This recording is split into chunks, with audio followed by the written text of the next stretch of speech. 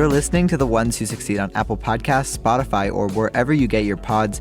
I'm Campbell Barron, or at Campbell J. Barron on Instagram and Twitter. Welcome to the program. Well, in the world of tech startups, it seems that there are a few factors that dictate a startup success.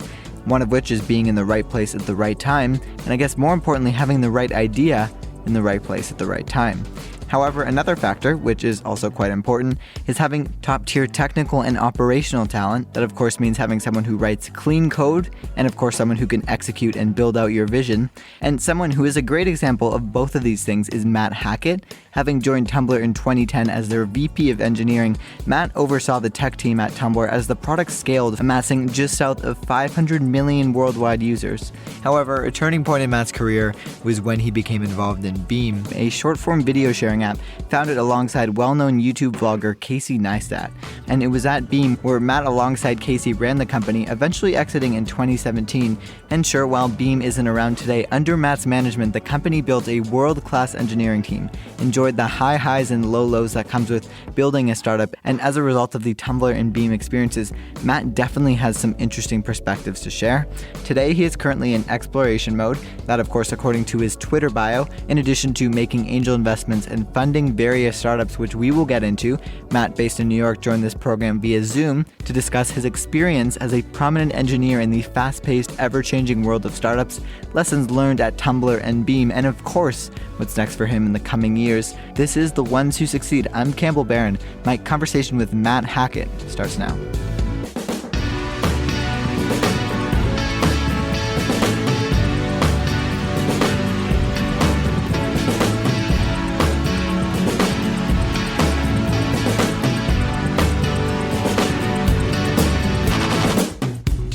Matt, I really appreciate you taking the time to come on the program. Yeah, thanks for having me.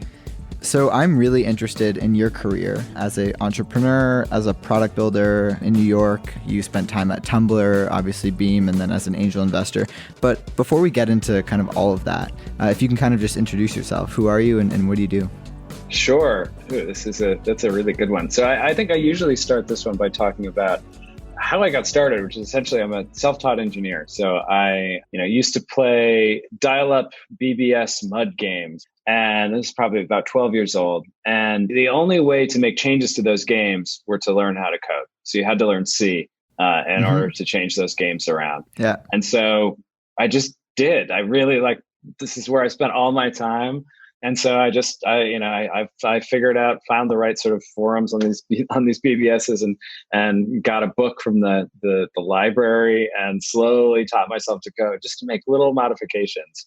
And that's sort of, I start there because I basically that turned into my whole career, was just happened to have this interest in engineering and just to make a little mod to a game. And that turned out to be the keys to the whole world come 10, 20 years later. And so I was a self-taught engineer. And I think that's probably the first way I would introduce myself. And then over time became sort of an engineering leader. I ended up running, now fast forward more than almost 2 decades, running engineering at Tumblr. In the early days, 8 of us around a table, to the point where we fit on 2 floors of a building in Manhattan a couple of years later. And really just sort of continued that sort of weird trajectory of following what I was interested in and what I needed to do, what I needed to learn to make what I was interested in possible in starting a company like Beme. And to today, where I'm still just sort of following what I'm interested in and learning what I need to do to further it, which is angel investing. It's like, all right, I'm really interested in startups and what makes a company tick, what makes a group of people go from nothing to being the leader in a whole category of something in a couple of years. I want to learn about that. I want to scratch into it. And so I become an angel investor because it's the way to do that, but it's sort of this pattern through all these things. So angel investor, self-taught engineer, sort of leader, entrepreneur, but all just mostly from a place of curiosity. Yeah, well said. And I've talked to, a few engineer turned entrepreneur types on this program. And I'm really fascinated by their drive and motivation, because some people are really interested in the actual process of writing code and solving problems and just writing clean, beautiful code. And then there are some people who are just really interested in the outcome, and they kind of push through the process and see the outcome. And I guess they're more product oriented. Where do you fall on that spectrum in regards to kind of the engineering process? Yeah, I would say I get my sort of pleasure from process, but it would be just pure indulgence and kind of silly if it didn't have an incredible output. But I'd say, like, as far as actually what I do that gets me excited, like, sounds sort of ridiculous, but I actually think it's ended up benefiting me in a lot of ways. Like, I love a really good, well-run meeting. Like, if I can get a group of people together and sort out a bunch of really complicated, disorganized issues, and then turn them into an actually really clear direction we're going to go with something, or way we're going to answer a strategigic question, I actually get the physical joy of that I enjoy that meeting. And it sounds sort of ridiculous, but I actually like the part that I get obsessed with and get excited about is like, all right, how do we actually set up that meeting, that context that's like process and code. There's elements of this in coding and engineering too, like, how to get the API perfect, but like process is what I get excited about. But output is the payoff for that. And I'm never going to be this person who's like, okay, just put in this process because it feels good. Like, put in this process because it gets the output. But man, I do love the process. Yeah. And I don't know, you might not remember this, but I think I first saw you or heard about you in like 2013 or 2012. I was watching this YouTube video. TechCrunch used to have a series called Cribs, where they would tour various offices. Oh, I know exactly what you're talking about. Yeah, and as a startup nerd myself, I used to, fantasize about all these awesome offices and how one day, hopefully, I could be involved in that. And I remember watching the Tumblr episode, and I think you were part of giving the tour. And I thought I would just bring that up because, that was 2011. Tumblr really had explosive growth basically a decade ago. Talk about the Tumblr experience. You ended up becoming VP of engineering there. And what did it teach you about scaling? I mean, I'm sure there are a bunch of lessons there, but What are the key takeaways from that experience? How did you get involved? Yeah, I mean, so I'd say this is probably an unsatisfying lesson, but I still see it today with the companies that I'm invested in and helping out with now, which is that true hyper growth, that crazy, like, this thing gets 30% bigger month after month after month, even after it has millions of users. That kind of growth is completely counterintuitive and almost impossible for like you to experientially as a human get. Interesting. Like, and so hard. I was living it, and we were a team of 8-9 people when David sat me down and said, okay, can you actually build an engineering team and David help being us the scale? Tumblr founder. Yes, exactly. Yeah. David Karp. Yep. He's, said, like, listen, like, we're scaling like crazy. I had built a team before, but a very small one. And he said, like, figure out how to do this. And, I just think that I'm glad that I made a million mistakes, but being inexperienced, not having been through that sort of hyper growth experience before, made it feel fresh, so that it wasn't surprising that I didn't understand it or that you couldn't sort of intuitively grasp it because it was my first time through it. Now I've been through it in some format again, whether through my own startup or through, helping out with Giphy, helping out with Hopin, a company I'm helping out with right now. Mm-hmm. And you realize that, no, it's not just the first beginner's experience. It's actually like crazy, crazy growth like that is completely counterintuitive no matter how many times you do it. Mm-hmm. You just can't. You can't anticipate where it's going to take you. You don't know what it's going to feel like to be going through every process, every way of working. Every team is going to break every 3 to 6 months. And that's just not something the human brain is meant to, can sort of get. You can't experience that. You can't get your head around it. It's always going to feel strange. Mm-hmm. I mean, I think as a venture investor especially, it's actually really difficult to filter out companies that are going to have explosive growth and then fade away versus companies that truly are growing. Like, because, Tumblr is an example of a company that had explosive growth, but Instagram is also an example of a company that had explosive growth. So what do you attribute that growth, that Tumblr experience to? And, eventually it ended up fine for the investors. Tumblr got acquired for like over $1 billion. But, its popularity has definitely taken a major fall. I think it recently got acquired for a fraction of that by Automatic. And so what do you attribute the downfall of Tumblr to and the growth? Yeah, I mean, I'll take the general question first, which is like, how do you know when something is how do you know why something grows, essentially? And I think anyone who tells you they have the secret to this is completely lying. There is no. It is really, really hard to predict. Like most products that are hyper successful are just small tweaks or combinations on commodity things that are available today. Like Uber is the classic example of this. Like, okay, you're basically combining taxi dispatching, GPS. This is not my.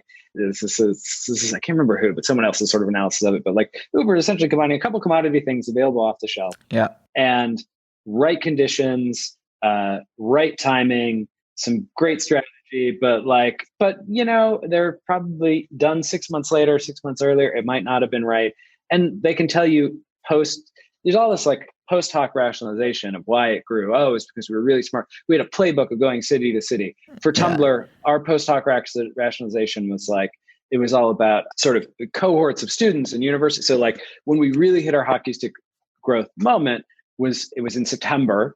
And so we went, oh, that was everyone who went from high school going to college. And then just spreading it, right. Spreading it, the networks get much bigger. They introduce all these new people. And like, yes, we've had a little bit of data. We could maybe say that was kind of true, but totally after the fact. There is nobody, we were not going, now it's going to go to universities. Nobody really, there are patterns. There are things that increases the probability significantly, I think. Otherwise, I wouldn't be investing because it would just be random. But you're only increasing the possibilities. I don't think that there's a formula or a way to understand it completely. Mm-hmm. Did your time at Tumblr and experience kind of being, working really closely with David, who did quite well, and kind of the team, and I'm sure you interacted with venture investors and you had a relationship with BetaWorks after, and did that experience at all perhaps spark something inside of you like, I want to do this. Like, I want to be an entrepreneur. Was there at all like a little bit of a drive after that Tumblr experience? For sure. I think there's something incredibly appealing about scale and about like being able to go from 0 to 100 at that speed. And it's not just the speed. It is like, there's just something sort of miraculous in being able to go from completely irrelevant little piece of code on my computer nobody else in the world is looking at to fundamental player in the global economy that many startups become in the course of 5 to 10 years. Like that I would say what Tumblr did was just gave me the exposure to that even possibility and made me go, oh, like, there were 8 of us around a table. David was probably 24 or 25 when I joined. Like, I was maybe, a year or two older. Like, oh, whoa, like you could just do that? That could just happen? It's very hard to not want to either do that again or like be around that kind of possibility. It's just so wild that our world is so networked that that's even possible. Mm-hmm. Coming up, I continue my conversation with Matt Hackett. Stick with us. We'll be right back after a brief word from our sponsor.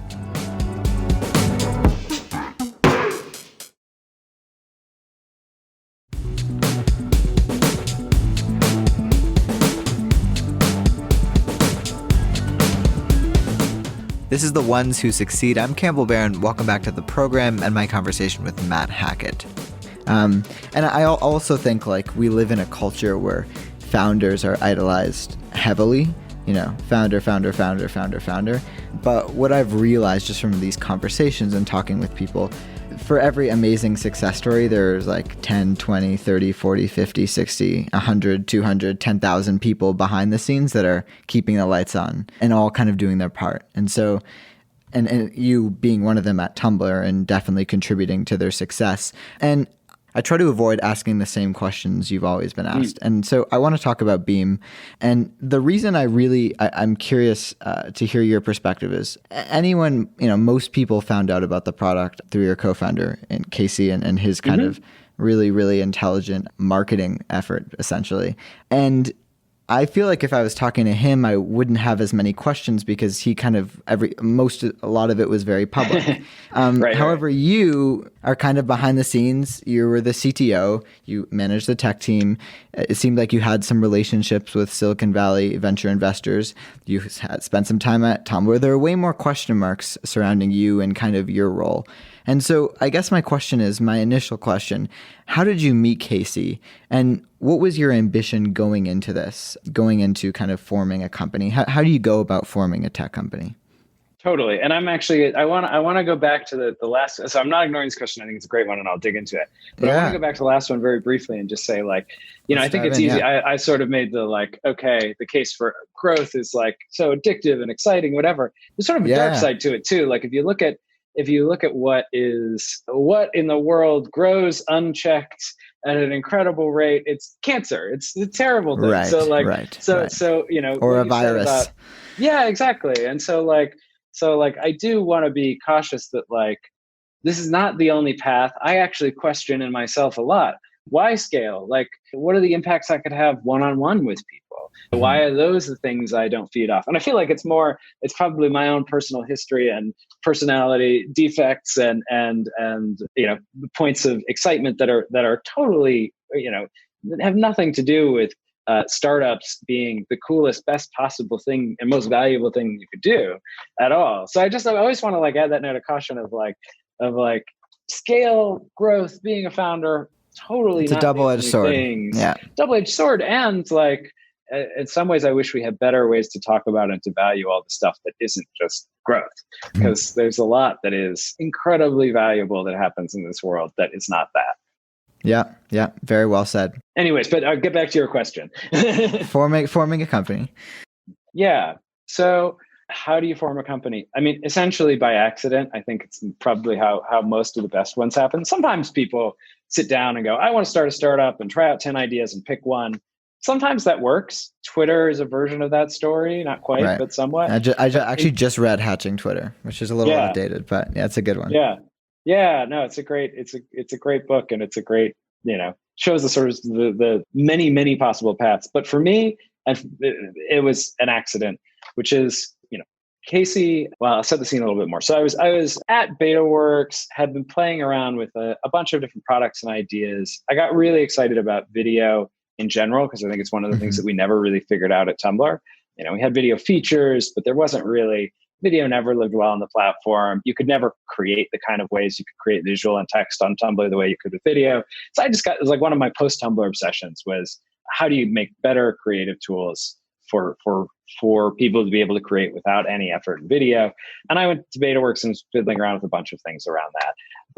Launched some stuff that did okay, played around with a few different ideas, just fiddling around. And a good friend of mine who I went to college with was also at BetaWorks, actually. He was the head of editorial at Dig at the time, a guy named David Weiner. And he knew I'd been fiddling around with these ideas, and he knew Casey. And he basically just put the two together and was like, oh, Casey wants to start a company. He's been fiddling around with similar ideas. He just doesn't, he's not working with anyone else on it, but he really wants to meet good people in the startup space. And you're fiddling around with these ideas. Well, go have breakfast. Very vague. I mean, if I look back, the email is probably hey, you should meet this Casey guy. One sentence thing. Casey and I have one breakfast, and I know within 5 minutes, I didn't tell him this, but in my head, within 5 minutes, I'm like, oh, yeah, I'm going to have to work with this guy. I don't really know why. I don't know how, but I'm just going to, the energy. You just felt it. Yeah. Yeah. Just oh, this is just one of those people who gets things done in the world and is compatible with me. And so, yeah, we had a few more of those breakfasts, very quickly accelerated into, all right, let's actually do this together. And Casey was determined to start a company. He approached it very differently. He had gotten a space. So we had this big empty office space. He got the office space before Oh That's yeah, Casey's a hilarious. huge believer in this, and I actually really it's something that I've sort of taken to heart too. Of like, space really defines things. And so like if you take out the lease on a place, you're like, all right, I am in it. Throw I your have to make backpack over something the here. fence, then jump over. Yeah, Yeah. yeah. So he took me to the office space that he had already rented for this company that did not really exist, and said, this could be our office space. And I was already sold before then, but yeah. So that was it. So I knew a little bit about entrepreneurship. I knew a little bit about tech. I had some relationships. I had friends who started companies, but for me, it was like knowing the problems I was excited about and meeting someone who really was the other half of those ideas, and together we could actually execute. Like they fell into place by accident. Mm-hmm. And how did you go about coming up with problems you wanted to solve? There are many smart people in this industry who would say like looking for problems is actually like a bad idea, and there are people who would beg to differ. And there's not one way of doing it, and I think that's what makes startups interesting. But you have this office space. I'm guessing Casey's paying rent, but I don't think that's unlimited. So eventually you would need to raise money. And I know you took some money from Lightspeed and other venture investors. What were like the next steps to ideation essentially? For sure. I mean, and so I'm glossing over some pieces. So like Casey had I think he'd hired a designer to like sort of flesh out a version one of a kind of idea. I looked at it and again, like didn't tell him this at first, but fast forward about a month and I was like, yeah, that's garbage. We have to throw that away. But yeah, I mean, so basically what we did, we sat down and we spent, I want to say it was probably September, October, November, probably like 4 or 5 months building a prototype, building a first version of the product. It barely worked. It was a like HTML app on your phone that made it look like it was an app, but it was not. It was just a super janky JavaScript framework, made it look like an app, and it was like if you happened to tap slightly off the wrong area, the whole thing would blow up and it'd be obvious that it was a web page. But we made it look like an app, and it just sold the idea. It really there wasn't much more to it. It didn't really do any of the things that it seemed to do. It really just told the story of what we were trying to create and why and how it might work and create sort of that fantasy. Right. And then we shopped that prototype around. We went to raise money for it and told the story. Casey and I told our personal stories, and then we said, here, try it out. And it had a very gimmicky but very clear path through. We basically, we sold this mechanic of like, oh, you hold the phone like this, it goes beep, and then it records while you're not looking. And so we sold that mechanic. Like there was a little animation that sold that mechanic, and then showed you the videos of people who had recorded, that you were following, who had recorded in that fashion. And so we sold the story, and it was very theatrical, which is like a thing that I really, when I'm advising founders on fundraising, that is very hard to teach, but I think very important. It's like, it's a little like fundraising is a lot of theater. It's a lot of really selling an idea and a fantasy of a thing. It's not, okay, here's my business plan. Slide. It has to have a story arc. So we honed that story arc. We like in the car between different places on Sandhill Road raising money, we would redo the story. Go, okay, that part where you do that thing, actually I should do that part, and here's what I'm going to say instead. We'd rewire it in 10 minutes in the car, arrive at the next VCs, and then like reset. All right, act one, go. That is incredibly insightful, especially because I was even going to say, but you kind of said it. It seems like at the pre-seed stage, the ability to be able to tell a story is essentially the most important, in fact, deciding factor. And I think that's interesting that you shared that anecdote, because it's something that I've heard from many entrepreneurs, and kind of the benefit of storytelling, not just on your part, not just on Casey's part, but just how you guys do it together. And so you managed to put together a seed round and then launch the company at South by Southwest. At that point, there was like this momentum from Casey's marketing efforts via his YouTube channel. You were building the tech team and building the product. And I'm curious, I want to go back a little bit to your Tumblr experience where you talked about explosive growth. and the downsides of explosive growth. And I think you referred to Beme at this point too earlier on in that answer. But Beme seemed to have explosive growth, especially just initially off that launch.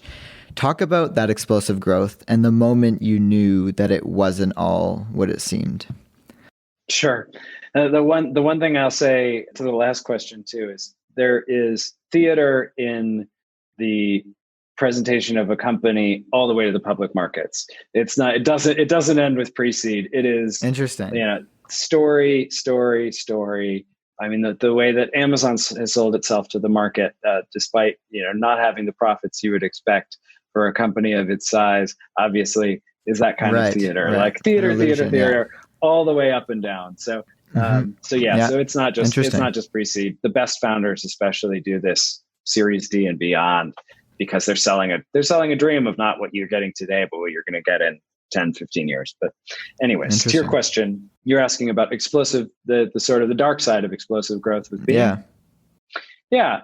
I mean, so there are many sort of dark sides to explosive growth in general. I'd say with Beme in particular, the dark side to launching out of a cannon and going from 0 users to 1 million in a matter of weeks. Is that what happened? 0 to 1 million?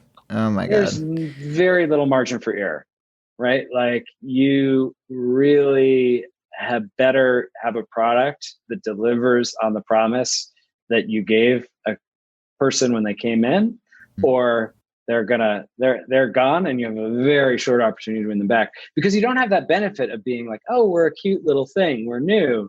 There's a lot. Here are 500 beta users. Yeah.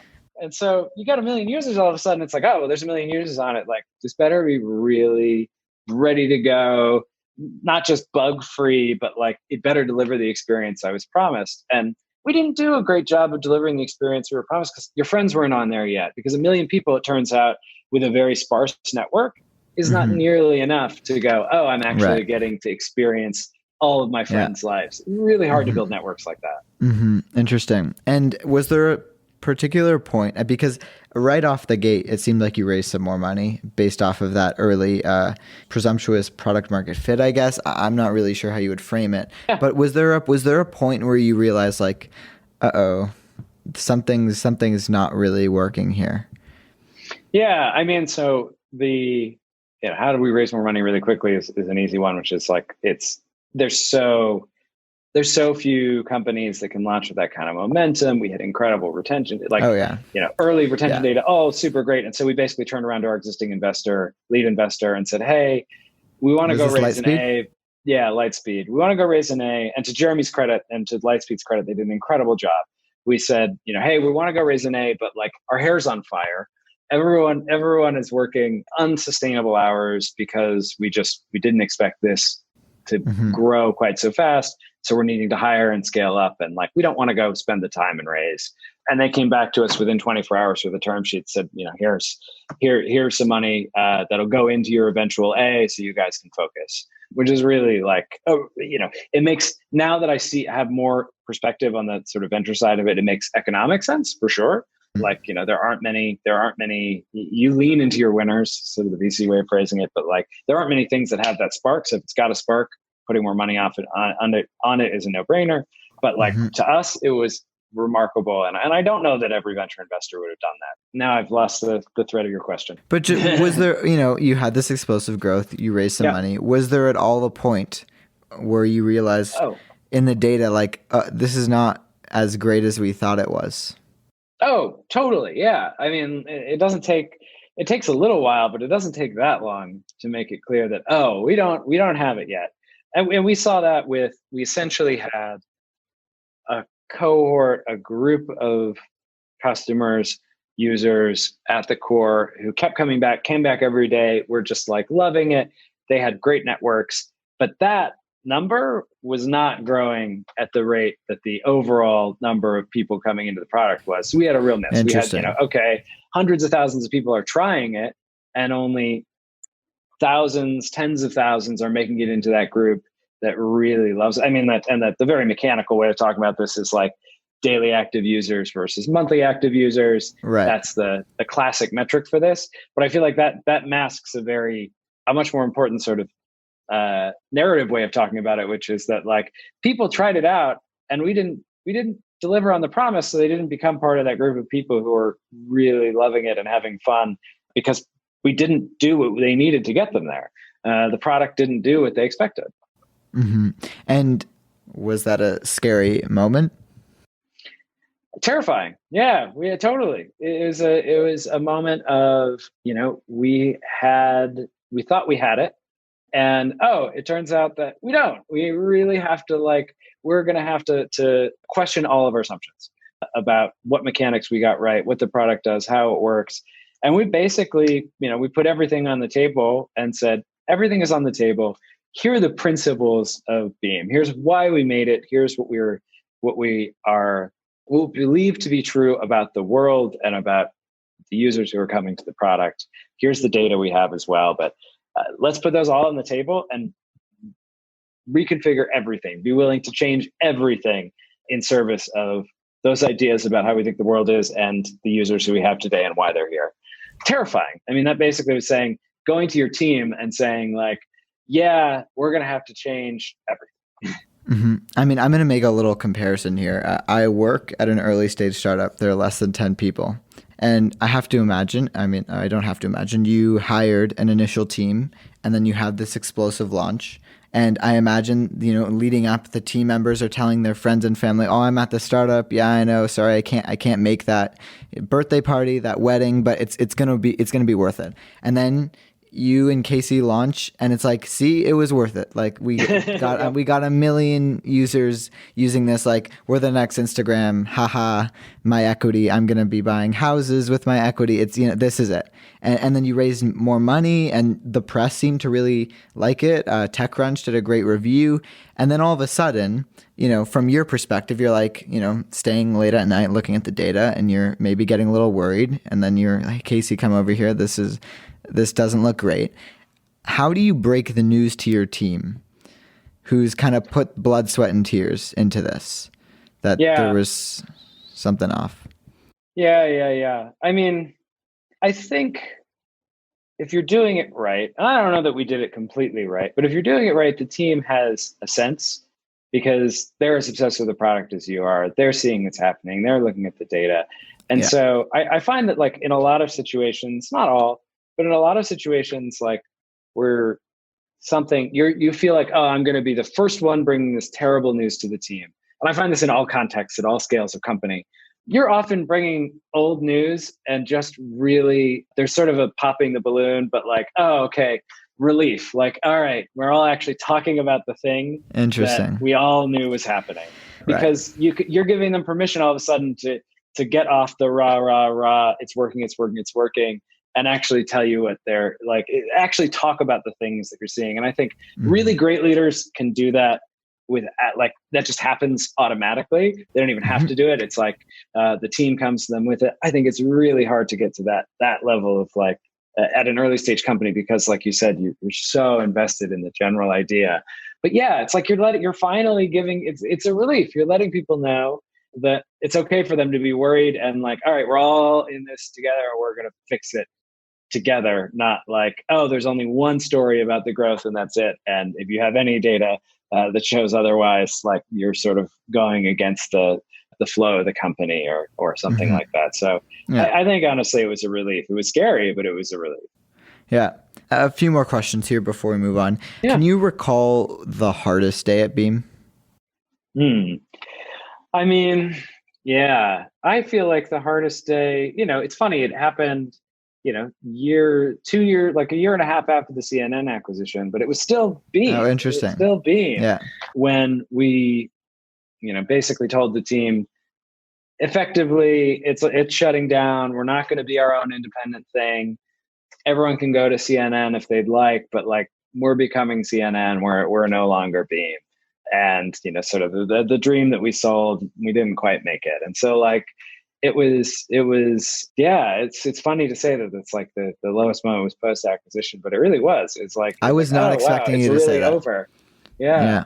It's really over. Like I really, it felt like a breakup or something where like, oh, I'm not gonna, for me personally, it was like, oh, tomorrow I'm not going to go in and see all these people who have been through all these ups and downs with, and like, really sort of lived a lifetime with some of the core people who joined Beam early. And like, even though it becomes something very different at CNN, it was still Beam. And like, oh yeah, that's over. I'm not going to the office tomorrow, Mm-hmm. and I'm not going to see them. Like breaking the news to them, terrible. But also like living that myself of just like, oh, whoa, you suddenly see how much it meant to you to have that Mm-hmm. sort of family around you in that way. Yeah. Were there companies that you were in talks with in regards to acquisitions other than CNN? Oh, for sure. Yeah. I mean, acquisition is like fundraising. It has to be competitive. You have to get a bunch of people all interested at the same time and play them off each other and create a dynamic where everyone is thinking that they're just about to lose it. That's the only way acquisitions work. I mean, like, it is exceptionally rare to see Mm-hmm. a company that there's just an offer and they took it and Right. they're done. And I'm sure news travels within the valley too, or I mean Yeah. internally. So I remember watching a Y Combinator interview you and Casey did, and I think it was quite interesting. But one of my favorite quotes from you is that when you joined CNN, which at its heart is a media company, right? Mm-hmm. You were shocked that the content development cycle wasn't as thorough perhaps as developing software, and there were not solid feedback loops and 2-week sprints, and I thought that was Yeah, really yeah. interesting. And I think that quote essentially speaks to a larger kind of challenge, which was like the software versus media debate. Was that Mm. at all sectioned off perhaps post Hmm. acquisition? No, actually, not at all. I mean, I think actually what that quote speaks to is more sort of personal to me. I mean, like, it speaks to media in general, and I can talk about that. But I think it's also more personal to me in that, like I said at the top, I really am the kind of person who gets excited when a process works and when it feels like you've built something that's repeatable, that can generate really good outputs and make people feel great along the way. And like, Mm-hmm. what I realized is I assumed that something like that existed sort of at the heart of most media companies because they produce incredible stuff that makes people that you look at and you go, oh wow, how do they make that? And there are repeatable processes, don't get me wrong, but like, it didn't have the same nuts and bolts that I think of as fundamental to software development, like you said, Mm-hmm. of you know fast feedback cycles, running retrospectives at the end of whatever your unit of work is. Even the sense of a unit of work, a lot of things are sort of, okay, here's a shoot day, here's a piece, and we're going to break it into scenes, and those, all that exists, but not really thinking about sort of work cadence and feedback loops as just fundamental to the way that you make anything. They just didn't have that sort of, like, it's not really academic, but sort of process knowledge. It's more just like that process thinking and process systems and process analysis is just Mm-hmm. core to the way that any team that makes software talks about it. You talk, okay, like, whether you talk about it in agile terms, whether you use velocity, like, we're talking about the same fundamental building blocks of, how do you get people together, measure their Mm-hmm. velocity, and create feedback loops so that velocity is ever improving and quality is staying the same. Mm-hmm. Yep.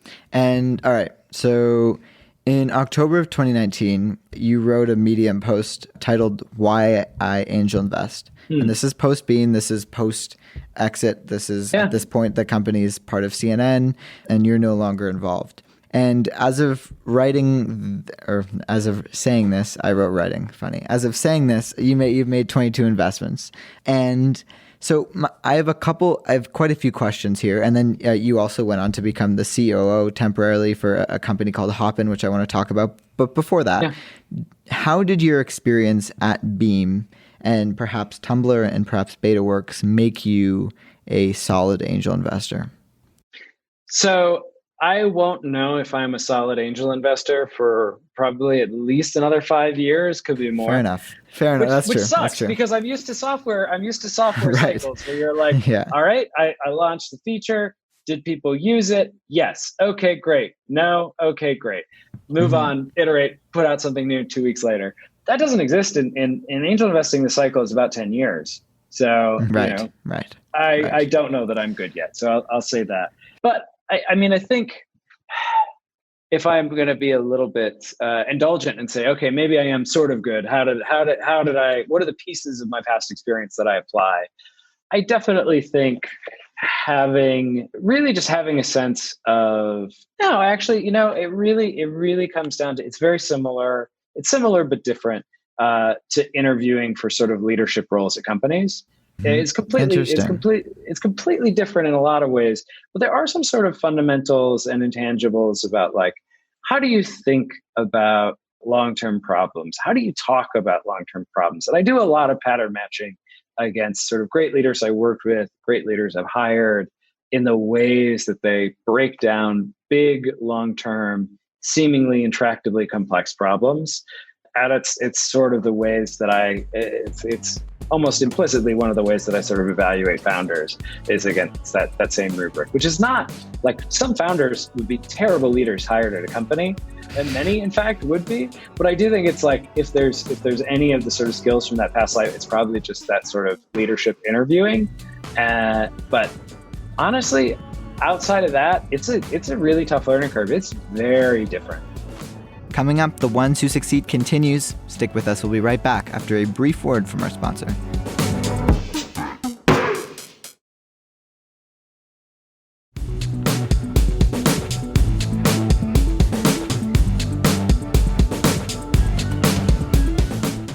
Welcome back to The Ones Who Succeed. I'm Campbell Barron, and I'm joined by Matt Hackett. So we're going to jump right back into that conversation.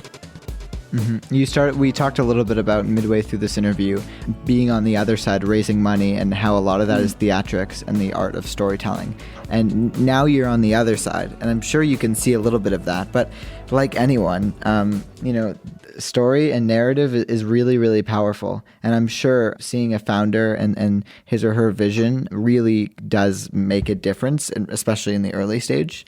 And so I guess my question is, when you make an angel investment, and I've asked this to a few angel investors and VCs, and sometimes it throws people off, but what do you expect? Because there are some people who have an exit and are like, I really want to contribute to the startup community. I'm not really looking to make significant returns. I know that most startups will collapse, but I really just want to kind of get involved with startups. This is fun for me. Yet there are other people or venture funds who have LPs and are raising money with the goal of bringing in more money than was put in. And this is your personal money. But what do you expect when you make an investment? Yeah. So I think it's almost two separate questions. So what I expect when I make an investment is nothing. I expect zero. I expect I'll never hear from the entrepreneur again and never get my money back. But I have to have that expectation, because if I don't, I'm going to end up making the wrong choices, not making the riskier bets, not like, and just setting up it just sets up a situation where you're like, oh, I hope that they sell for 1.5 times what I put in, so I can get, like, that's just not how startup. So I can go on this work. kid's podcast and talk about how great I am. Yeah, no, like but like you can't have any expectations. So there's that. So when it comes to entrepreneurs and what I expect, and I tell them this, I'm like, I'm here to be on your side. I'm always going to be a super minority investor. I almost never follow on because it takes a ton of money to follow on. Yeah. And I'm really trying to focus on shots on goal, investing in more early stage companies rather than leaning into a few. But so for entrepreneurs, I'm always going to be on your side. You tell me you want to sell, you tell me you want to wipe out the cap table, you tell me whatever, like, great, how can I help you? Because I've already written this check to zero, because one of these checks should pay for the rest. And that's how the economics work. So, but the opposite side, why am I in it? Or what do I hope to get out of it globally, or sort of zoomed out? I want to be good at it. If I'm not good at it, I shouldn't be doing it. It takes an enormous amount of time and a ton of money, a ridiculous amount of money for a habit that you're bad at, or a hobby that you're bad at. So I think about my investing as essentially, right now, this is Matt Hackett Fund 1. I'd like to invest in around 40 companies to get a portfolio. So over 4 or 5 years, invest in about 40 companies is my goal. And I hope by the end of, at 4 or 5 years of deploying the capital, my early companies will be 4 or 5 years old. So I should be able to get at least somewhat of an idea of whether I'm good or bad at this, Right. and benchmark against the industry. And like, if I'm bad at it, if I'm not looking like, a top quartile, early stage fund, even in my micro sense, then like, great, I could go find something else I'm better at. Yeah. I mean, there's a huge delayed reaction. Would you ever consider, since unlike Lightspeed, right, who has raised $1 billion from LPs, etc., you have some money from your exit, but there's not unlimited money. And so as a result, like you said, you wouldn't want to be spending all this money on a hobby you're bad at. And so you enjoy it, and that's part of it. But also, you want to make sure your goal is to make a return here. Have you ever considered doing a syndicate? Yeah, I mean, so I have a lot of friends who have small funds, these sort of like micro funds or syndicates or various, there's various ways of doing it. I've thought about it. I like it being really pure. Like it really is. There's no one else I'm trying to make happy here. So I think that's really powerful with entrepreneurs, where I'm not trying to get an allocation or, to then resell it to other people, essentially. Right. I do have I have people I invest with consistently. We don't do every investment together, but other angels and some micro funds that I'm actually an investor in, will often share deals and end up working together. But like, I love the purity of like, no, it's my money. And so I'm, when I say that I'm actually aligned with you as a founder, and I'm gonna go along with whatever is most helpful to you, it's completely true, because I have no other constituencies. There's no one else I'm trying to make happy. Yeah. And you spent the last 3 months as an interim COO, Chief Operating Officer, of this startup which you invested in called Hopin. And I checked out the site. My first reaction was the timing seems quite all right. Talk about Hopin. Talk about investing in it, running it as a COO. I guess this is your most recent operating experience post Beme. Yep. Yeah. What was the opportunity? So this is a wild company, unusual experience. But I feel like everything I've done is it's always. I was going to say, it doesn't seem like there's a stagnant opportunity presents itself and you jump at it. So Hopin is a virtual events platform. Essentially they provide software that lets you combine some really simple primitives of interactive and streaming video in order to create something that's really dynamic, rich events. So things from conferences to recruiting fairs, all these different, and anything that, bringing people together in video to discuss a topic. Obviously, COVID, a lot of in-person events are not able to happen. And so it's really accelerated the growth. But they were, so I'll give you the kind of capsule on the company. I invested at the end of last year. Company was 6 people and had some beta customers, and we're sort of purely focused on what they called early access. Just basically, you have to attend an event to be able to sign up for one. Very classic sort of closed beta. COVID happened, and the customers who were already on it were so aggressively referring other people that basically there were thousands of customers banging down the door going, we want this. Our friend used it. My colleague at this company used it pre-COVID, and they loved it, and we need it. And so Johnny, the founder, really had to actually do something that he wasn't that comfortable with, which was like, go early, put it out there earlier than he wanted to. He had 9 more months of features, and he's no, okay, the customers are here, let's do it. And it's certainly COVID is a contributor, but I think it was also just such an inherently viral product, because you attend an event, you have an amazing experience. Oh, I went to Jamstack JavaScript conference, had a great experience. I host my own developer conference. What am I going to use? The software that they use. It's inherently viral. It's been, so the growth has been unreal. So the team of 6 people at the beginning of the year, going to be passing 100 soon. That's crazy. All remote, was that before COVID. And so that growth has been able to happen so quickly and so globally. 20 different countries the team is from. And so I was not looking to jump into an operating role, but Johnny and I had sort of advisory call, or not advisory, but investor calls where I'd give him advice every week or two. As the growth started to accelerate more and more and more, those calls started to get more and more frequent. And then finally, he asked through a mutual friend who's also a board member of the company, hey, any chance Matt would come on an operating role? And, I said, I'm not looking for a job. I probably start my own thing. I'm sort of like angel investing. It's my focus, yada, yada, yada. And Johnny, incredible salesperson, incredibly great storyteller, which is the line that kind of cuts through almost everyone I've ever worked with, was just like, hey, well, you're not going to see something like this again. Angel investing is not taking all your time. What about you just come on for 3 months, help me sort of build out leadership team, help me build out process, help me figure out how to do this. I'm a first-time founder. And I really couldn't say no to that. So I did.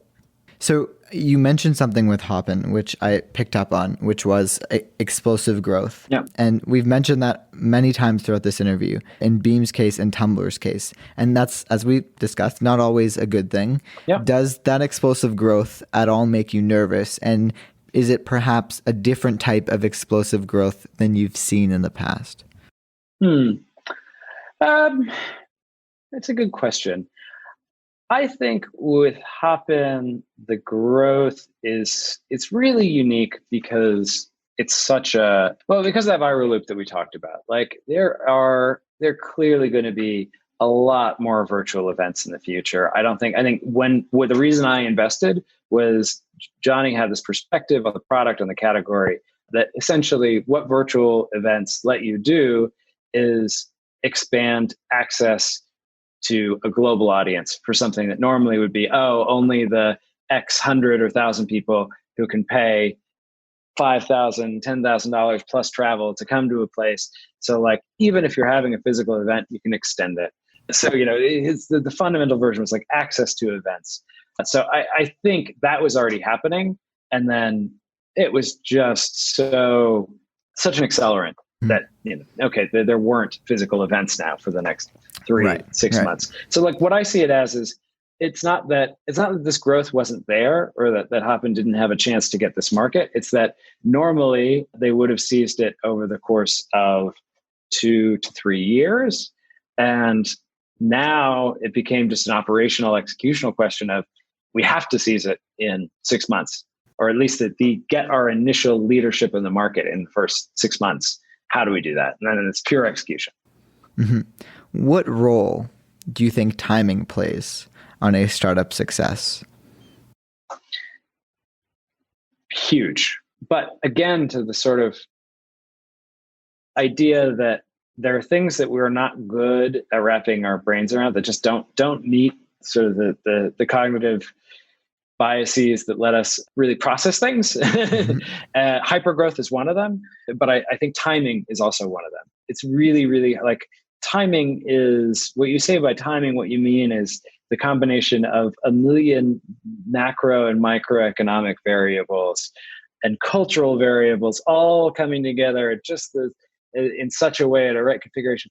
It's very, very hard for us to have language to talk about timing, especially as it's happening, to conceptualize how this timing might be different than this one 6 months down and actually be right. We might explain it one way, but probably wrong. So timing was one of those things that like, it's probably the most important, if not one of the top 3 in sort of success of a startup, but it's almost impossible to get our flawed human brains around. And so we don't chalk it up to that. We don't really know how to. Mm-hmm. If you were going to start a company in 2020, or I guess the near future, what industries and platforms excite you? So I've been very obsessed, and this is sort of pre-2020, but I've just been very interested in the sort of physical world. It feels like we now have the ability for software to be able to change the physical world. And it already had, as sort of secondary knock-on effects, changed a lot about our physical world. But now it feels more direct. It feels like, whether you're talking about, company I saw last week that is, using machine learning for spraying crops. So basically, it's machine learning on a tractor. That is software. This is literally affecting sort of biological world in this really interesting way. So, the manifestations I thought about personally are like how it affects real estate and space and residential space and the spaces we live in, and how you could make your physical space more programmable and open-ended. That stuff is really, it's vague, it's general, but I do think the opportunities for software to operate on the real world are where I get really excited today. So your answer isn't a new type of social network? I don't think so. I think I've had a few runs at that. I'm good. Are you on Clubhouse? I am. Yeah. You are, I think, the third person I've interviewed who's on Clubhouse, and I get more jealous every time. So that's its own discussion. But when I get invites, I can probably share one. I'd appreciate it. My last question is here. You've had quite an expansive career. You've touched many different aspects of the tech world as an angel investor, as a founder, as a employee VP of engineering, as a tinkerer at BetaWorks. What are your ambitions in the years to come? What's next for you, Matt?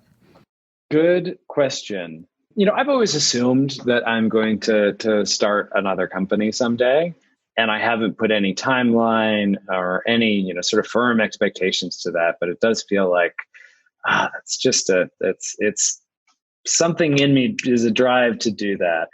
But I honestly question that a lot, and I actually try and question that a lot, because I think we like you said, we put so much value around this idea of founder, starter of a thing.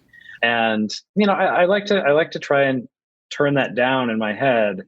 And only would I start something if I felt like it was just necessary, that it was so sort of like fundamental to my being that I needed to do that. And so I keep open-ended, and I try and ask myself the question, like, what other ways could I contribute to the world that aren't a company? And there are probably many. And so and in some ways I've been sort of following those whims the past couple years by angel investing, by doing, or going to Hopin for 3 months and, helping helping build out the team there and helping create something that can grow sustainably. That's not starting a company, but it's a way that I can use what I've learned and who I am to create something positive in the world. And I try. And so I would say, if you ask me my ambition, I'm probably gonna start another company, but with big caveats, big question marks, and a big, why? What else could I do? Yeah. Well, Matt Hackett, I really appreciate your time, insights, and consideration. Great to get to talk to you. Yeah, great to talk to you as well. Thank you for having me.